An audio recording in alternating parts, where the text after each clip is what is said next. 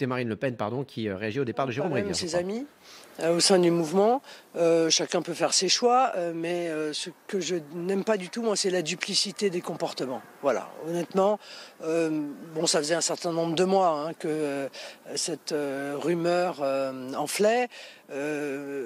Jérôme Rivière avait nourri une aigreur incontestable, car il espérait des postes au sein du Rassemblement national que je considérais qu'il ne pouvait obtenir.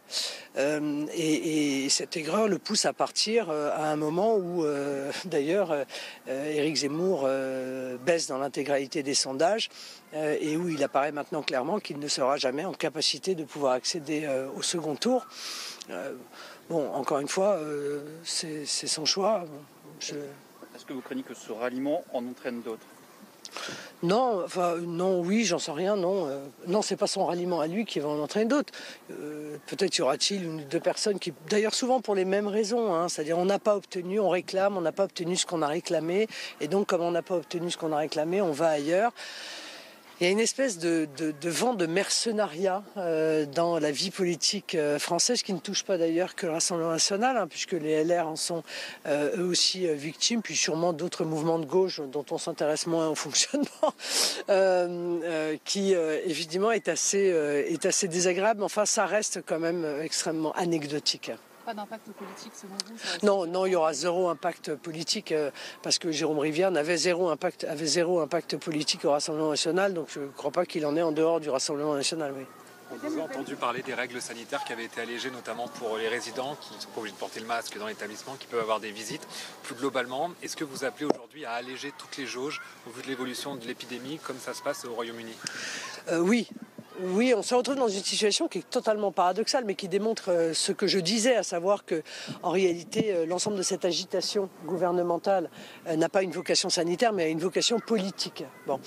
Aujourd'hui, beaucoup de pays sont en train d'alléger toutes les contraintes. C'est le cas de l'Espagne, c'est le cas de la Grande-Bretagne notamment, mais il y en a d'autres. Donc il n'y a absolument aucune raison aujourd'hui pour maintenir et même pour aggraver par l'intermédiaire d'un pass vaccinal des contraintes qui restent encore une fois des atteintes qui sont d'autant plus aujourd'hui disproportionnées par rapport au but à atteindre. Donc le masque en extérieur, ça ne sert là pour le coup strictement à rien. Et le pass vaccinal qui met de côté une partie de la population en l'empêchant d'avoir une vie sociale normale, là encore, ne sert à rien. Il est même potentiellement plus dangereux que ne l'était le pass sanitaire, ce qui est quand même paradoxal.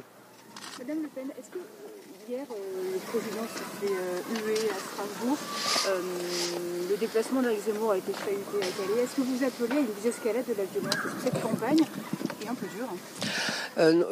Oui, enfin j'appelle surtout le gouvernement à faire ce que je réclame depuis des années, à savoir de dissoudre les milices d'extrême gauche qui sont systématiquement à l'origine de ces agressions contre les candidats, contre les élus. C'est inadmissible d'accepter, et on a accepté depuis trop longtemps, mais nous en sommes victimes depuis des années, que des militants d'extrême gauche viennent pour perturber des meetings, perturber des conférences de presse. Enfin, est-ce que vous vous souvenez quand même de ma conférence de presse à Dijon, où des militants d'extrême gauche se sont attaqués à ma voiture, on a pris des pierres. Et vous-même, journaliste, vous étiez quasiment dans l'incapacité d'entrer dans la salle de conférence de presse en toute sécurité physique. Ces choses-là ne doivent plus être admises. Or, je suis obligé de constater qu'il y a de la part du gouvernement et des gouvernements successifs, parce que c'était vrai aussi sous François Hollande, une forme de complaisance à l'égard de ces milices d'extrême gauche qui est incompréhensible parce qu'elles commencent véritablement à atteindre le fonctionnement même de notre démocratie.